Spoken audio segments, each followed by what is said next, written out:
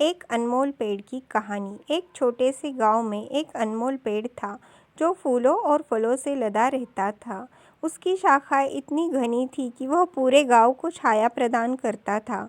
गांव के लोग उसके नीचे बैठकर अपने दिन की शुरुआत करते थे और उसके फूलों की खुशबू से वातावरण सुगंधित हो जाता था। एक दिन एक युवा लड़का उस पेड़ के पास आया और उसने पूछा, पेड़ जी, आप इतने सुंदर और अनमोल क्यों हैं? पेड़ ने जवाब दिया, मैं अनमोल इसलिए हूँ क्योंकि मैंने अपने जीवन में कई लोगों को खुशियाँ दी है।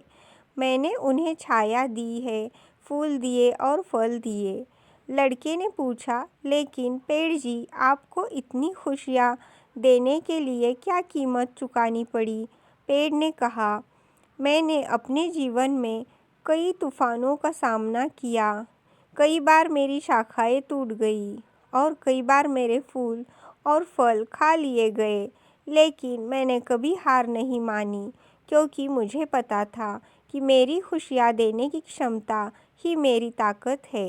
लड़के ने पेड़ की बातें सुनकर कहा, पेड़ जी, आपकी कहानी सचमुच अनमोल है। आपने हमें सिखाया है कि खुशियाँ देने के लिए हमें अपनी ताकत को पहचानना होगा और कभी हार नहीं माननी होगी। पेड़ ने लड़के की आंखों में आंसू लेकर देखा और कहा, लड़के, तुमने मेरी कहानी को समझा है और यही मेरी सबसे बड़ी खुशी है। कहानी का संदेश।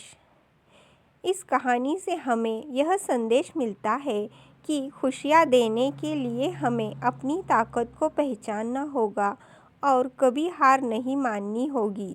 हमें अपने जीवन में कई चुनौतियों का सामना करना पड़ सकता है, लेकिन हमें हमेशा आगे बढ़ना होगा और दूसरों को खुशियाँ देनी होगी।